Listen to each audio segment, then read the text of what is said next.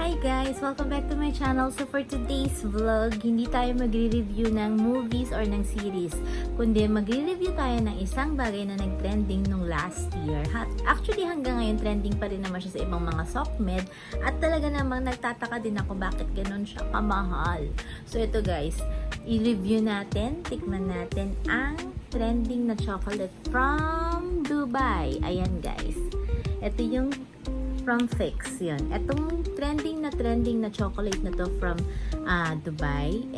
Galing din siya sa Fix. Nagtataka din ako guys, bakit ang mahal niya? Actually, pinabili ko siya sa sister ko na nasa Dubai. Umuwi siya kasi. Actually, dalawa yung binili niya. Yung isa chocolate and then tong pistachio. So, ito try natin tong pistachio kasi ito nga yung sobrang sikat na sikat at nagtitrending talaga.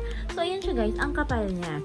May nakasulat pa ditong can't get enough of it. Tapos, ang sabi pa dito is consume within 3 days. So, ibig sabihin, pagkabukas nito, kailangan maubos mo siya within 3 days lang. Tapos, alam niyo ba guys, kung magkano siya? Kaya hindi ko siya binili dito kasi medyo mahal. At saka sa online lang siya nabibili. Even sa Dubai, sa online lang din siya pwedeng bilhin. So, binili ito ng sister ko sa online sa Dubai. I don't know kung how much siya. Pero sabi niya dalawa to 300 something, 300 plus dirhams. Pag dito kasi, pag binili mo siya, ang cost niya is from 1,500 to 1,800 pesos. Di ba ang mahal?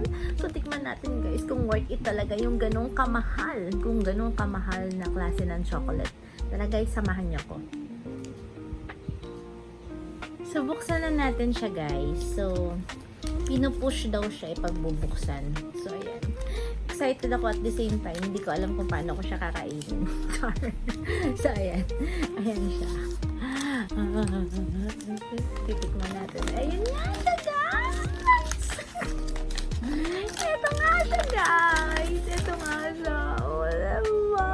Diba? Nakakatuwa siya, guys. So, tikman natin siya, mga guys. Kung ganun nga talaga. Oops! Ayun siya, guys. Ito yung pinaka-pistachio niya. Ayan. O, diba? So, tikman natin. Tikman natin.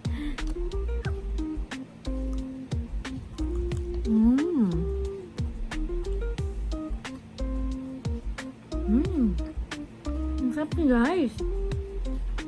In fairness, hindi na ganun katamis. Pero, ang pinaka-crunchy niya, napakasarap. Promise guys, ang harap niya.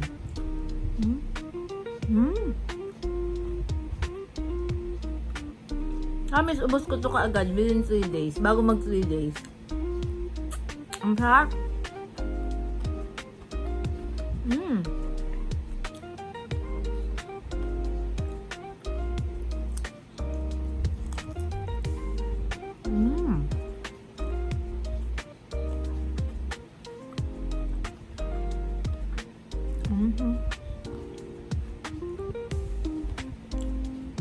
Kahit sa Dubai, sa online lang din siya nabibili. Ang sarap niya guys, lalo na pagpalunok niya.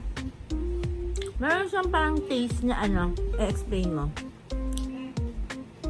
So ayan guys, hindi pa ako tapos. Isa pa. Ang bilis niya mag ano, actually galing siyang ref. So ang bilis niyang mag ano, malus ng something. Ayan, so patikim natin yung aking Janaki. Salika dali, tikman mo tong dali.